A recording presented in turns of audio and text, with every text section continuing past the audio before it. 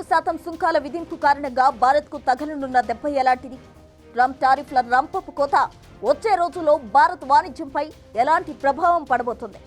ఉన్న సుంకాలు చాలవన్నట్టు అదనపు జరిమానాలు సైతం విధించనున్నారా? అయితే అవెలాంటివి? ఆ వివరాలు ఎలా ఉన్నాయి? భారత ఎగుమతుల్లో యుఎస్ వాటా apparel products 62.8%, corporate products 62.8%, furniture, bedding 54.8%, pharmaceuticals 54.5%, textile products 51.3%. ఇవి భారత ఎగుమతుల్లో అమెరికా వాటాకి సంబంధించిన అతిపెద్ద రంగాలు. ఇక diamond, gold products 40%, smart phone, electronics 35.8%, fish and crustaceans 32.6%, iron and steel articles 28.1%, machinery, mechanical 21.8%, organic chemicals 17.3%, plastics and articles 16.8%, vehicle spare parts 12.7%, petroleum products 4.3%గా ఉంది. వీటన్నిటిపైన ప్రస్తుతం ట్రంప్ సర్కార్ 25% సుంకం విధించనుంది. ఇది భారత్కి ఇబ్బందికర పరిణామంగా మారనుందని అంటున్నారు నిపుణులు.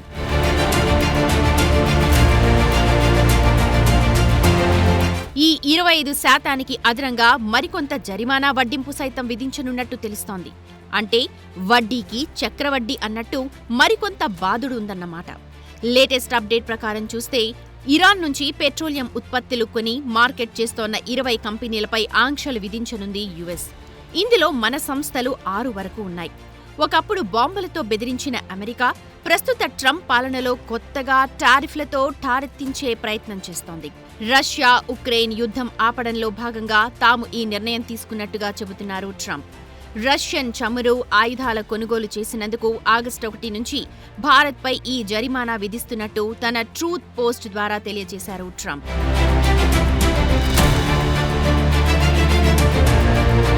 అమెరికా ప్రతిపాదించిన సుంకం, దానికి తోడు విధించనున్న జరిమానా భారత జీడీపీని దెబ్బతీసేలా కనిపిస్తోందని అంచనా వేస్తున్నారు నిపుణులు.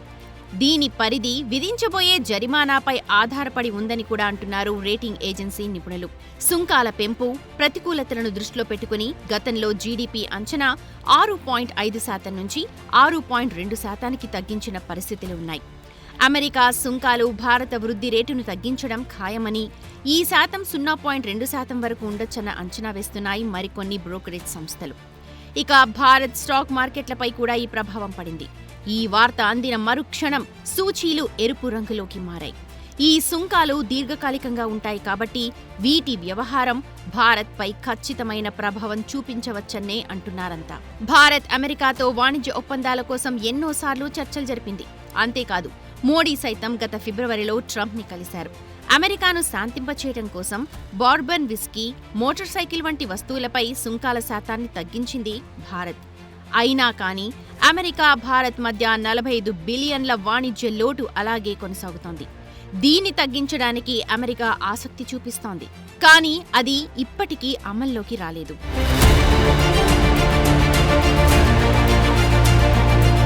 చమురు రంగంపై కూడా పెద్ద ఎత్తున సుంకాల ఎఫెక్ట్ పడేలా కనిపిస్తోంది. ట్రంప్ రష్యాపై మరింత సుంకం విధిస్తామన్న బెదిరింపుల కారణంగా రష్యా నుంచి మనం సరఫరా చేసుకుంటోన్న చమురు ప్రవాహంపై ప్రభావం పడేలా ఉంది.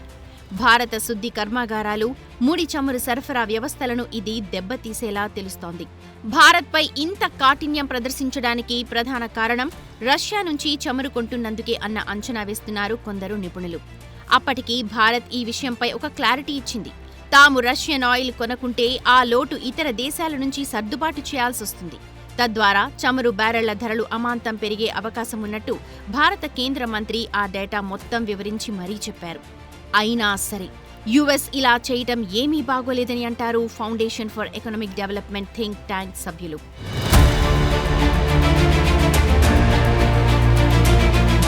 జెనీవా, లండన్లో జరిగిన చర్చల తర్వాత చైనా దిగుమతులపై అమెరికా సుంకాలు 145% నుంచి 30%కి తగ్గాయి. దీర్ఘకాలిక వాణిజ్య ఒప్పందం చేసుకోవడానికి ఆగస్టు 12 వరకు సమయం తీసుకున్నారు. ఇక ట్రంప్ జూలై తొలినాళ్లలో వియత్నాంతో ఒక ఒప్పందం చేసుకున్నారు. ఏప్రిల్లో 46%తో పోలిస్తే ఈ సుంకాల శాతం ప్రస్తుతం 20%కి తగ్గింది. మరి భారత్ మాత్రం ఏం చేసింది? ఈ సుంకాల శాతం ఒక్కటంటే ఒక్క శాతం మాత్రమే తగ్గడమేంటి అన్న చర్చ నడుస్తోంది వాణిజ్య వర్గాల్లో. అయితే ఇప్పటికీ చైనాతో పోలిస్తే భారత్పై మెరుగైన సుంకమే విధించినట్టు భావించాలంటారు మరికొందరు.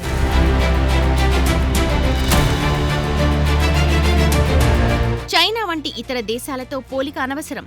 ఇదే సుంకం కొనసాగితే సముద్ర ఉత్పత్తులు, ఔషధాలు, వస్త్రాలు, లెదర్, ఆటోమొబైల్ లాంటి పలు కీలక రంగాలకు నేరుగా ప్రభావితం పడేలా కనిపిస్తోంది. ఇది సరైన పద్ధతి కాదు. వచ్చే 10 ఏళ్లలో $500 బిలియన్ ద్వైపాక్షిక వాణిజ్యం జరగాలంటే సడలింపు తప్పదని అంటారు భారత వాణిజ్య నిపుణులు.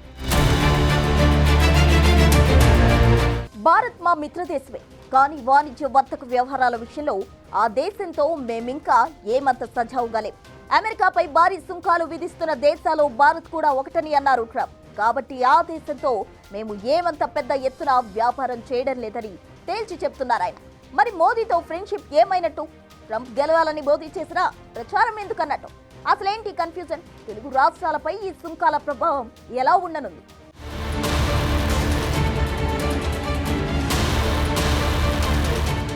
భారత్పై 26% సుంకాల గురించి ఏప్రిల్లో చెప్పినప్పుడే ఏపీలో ఈ ప్రభావంపై చర్చ జరిగింది. కారణం, భారత్ అమెరికాకు ఎగుమతి చేసే సముద్ర ఉత్పత్తుల శాతం 32కి పైగా ఉంది. అందున తెలుగు ప్రాంతాల నుంచి దీని వాటా చాలా ఎక్కువ.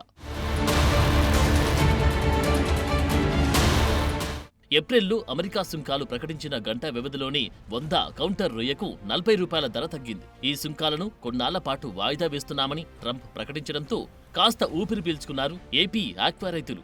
గతేడాది 19,548 కోట్ల విలువైన సముద్ర ఉత్పత్తులు విదేశాలకు ఎగుమతి కాగా ఇందులో 33% అమెరికాకి ఎగుమతైనట్టు తెలుస్తోంది. ఇప్పుడీ సుంకాల ప్రభావం ఈ ఉత్పత్తులపై పడేలా తెలుస్తుందని అంటారు నిపుణులు. అప్పుడే ఎంపీ లావు కృష్ణదేవరాయలు ఈ విషయంపై పార్లమెంటులో మాట్లాడారు. ఆ మాటకొస్తే చంద్రబాబు కూడా ఈ విషయంపై గతంలో స్పందించారు. మొన్నటికి మొన్న చిత్తూరు జిల్లాలో మామిడి రైతులు భారీ ఎత్తున ఆందోళన వ్యక్తం చేయడం వెనుక కూడా ఈ సుంకాల మోత ఉంది. ఈ భారీ టారిఫ్ల కారణంగా పెట్టిన పెట్టుబడి తిరిగి వచ్చేలా కనిపించడం లేదు. దీనికి కారణం మామిడి గుజ్జు కొనే పరిశ్రమలు వెనుకంజ వేస్తున్నారు. దీంతో మామిడి రైతు తీవ్రంగా నష్టపోయిన దృశ్యం మనం చూసే ఉంటాం. బేనీసాను తగ్గిపోయింది, ₹15 పడిపోయింది. పోయిన సంవత్సరం మంచి రేట్లు వచ్చినాయి, 30 నుంచి 50 దాకా అమ్మినాం. బంగినపల్లి, తోతాపూరి, బెంగళూరు కూడా పోయిన సంవత్సరం బాగానే అమ్మింది. 10 నుంచి 15, 20 దాకా కూడా అమ్మింది. ఇప్పుడు ఏమంటే ₹5, ₹6 వచ్చేసింది. అది బెంగళూరు ఎవరు కొనడం లేదు. ఈ మందుల ఖర్చులు జాస్తి, రైతులు ఈ లేబర్ కూలీల ఖర్చులు జాస్తి. మండీలకు వచ్చే కొద్దికి ₹5 నుంచి 10, 15 వచ్చేసినాయి మార్కెట్ రేట్లు. అసలు ఇస్తున్నారు మొత్తం పైన అటర్ ఫ్లాప్ అయిపోయినా మొత్తం పైన మా మామిడికాయలు మొత్తం పైన అసలు ఏమి పొజిషన్లు సరిలేవు. అన్ని మొత్తం బేనిషా, బెంగళూరు, మల్లిక, అతిమధురము, హిమాయత్ ఇవన్నీ పంట పండించాం. ఇసులు మొత్తం పైన మాకు దగ్గర 50 లక్షలు లాస్. ఈ వర్షాలు పడిన దానివల్ల కాయ ఏమైపోయిందంటే బాగా సైజు బాగా వచ్చింది. టోటల్ పైన మన ఈ చుట్టూ చిత్తూరు జిల్లానే కాదు మొత్తం అంతలకు ఒక తూరుకు వచ్చింది పంట.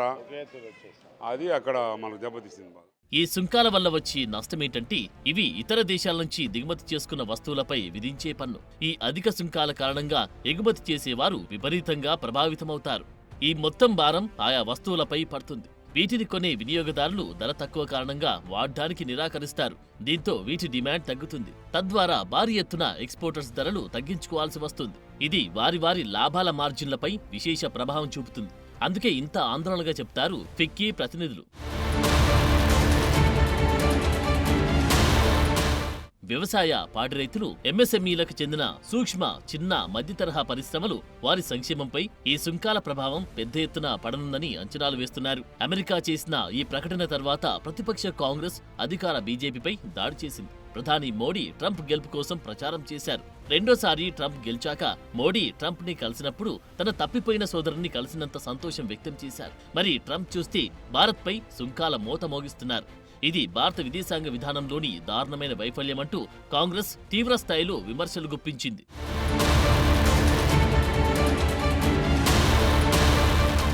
ప్రపంచమంతా ఉక్రెయిన్ మరణాలు ఆగాలని చూస్తుందని అంటారు ట్రంప్. అలాంటి మరణాలకు కారణమైన రష్యాతో భారత్ కొనసాగించి ఆయుధ, చమురు తదితర వాణిజ్య సంబంధాలే ఇక్కడ భారత్పై సుంకాల మోతకు ప్రధాన కారణంగా చెబుతున్నారాయన.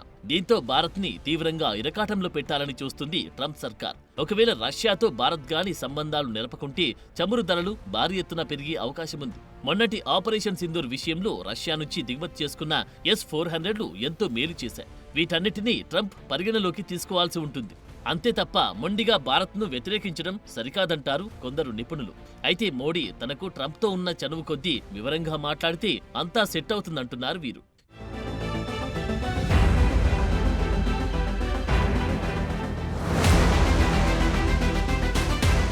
చాలా మంది ఆశిస్తుందేంటంటే ఈ సుంకాల మోత బాగా తగ్గాలని. ఈ 25% తాత్కాలికమేనని గట్టిగా విశ్వసిస్తున్నారు.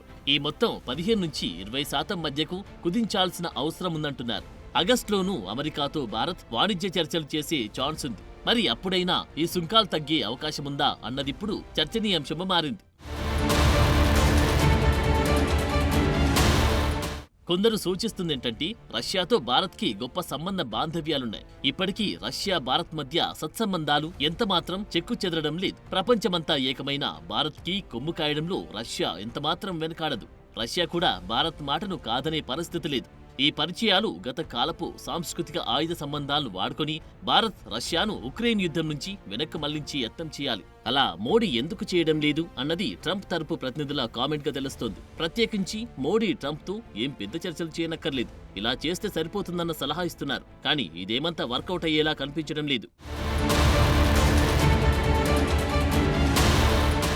ఎందుకంటే భారత్ కూడా యుఎస్, చైనాతో సమానంగా ఎదిగే యత్నం చేస్తుంది. సొంతంగా ఆయుధాలు సైతం తయారు చేసుకుంటుంది. ప్రపంచ ఆధిపత్యం కోసం తన వంతు ప్రయత్నాలు తాను చేస్తుంది. యుఎస్ ద్వారా వచ్చే నష్టాన్ని ఇతర మార్గాల ద్వారా పూరించేలా తెలుస్తోంది. ఇప్పటికీ మోడీ మైండ్లు ఒక ప్రోగ్రాం ఫిక్స్ అయినట్లు భావిస్తున్నారు. ఈ పోరాటంలో చైనా కూడా చేయి కలిపేలా తెలుస్తోంది. ఎందుకంటే చైనాపై కూడా ఇంతే స్థాయిలో సుంకాలున్నాయి. చైనా నుంచి యుఎస్కి అరుదైన ఖనిజాల దిగుమతి అవసరమైన పరిస్థితి కనిపిస్తూ ఉన్నా ఈ దేశంతోనూ కరాఖండిగానే ఉంటూ వస్తోంది. ఈ విషయం గుర్తించిన భారత్ చైనాను కలుపుకుపోయే ఎత్తుగడ వేస్తోంది. మొన్నటికి మొన్న చైనా టూరిస్టులకు వీసాలకు అనుమతినిచ్చింది. అమెరికా ఇలాగే కఠినంగా వెళ్లే పనైతే చైనా ఇతర ఆఫ్రికన్ కంట్రీస్ తో కలిసి కొత్త జట్టుగా ఏర్పడేందుకు భారత్ చూస్తున్నట్టు అంచనా వేస్తున్నారు పలువురు దౌత్య నిపుణులు.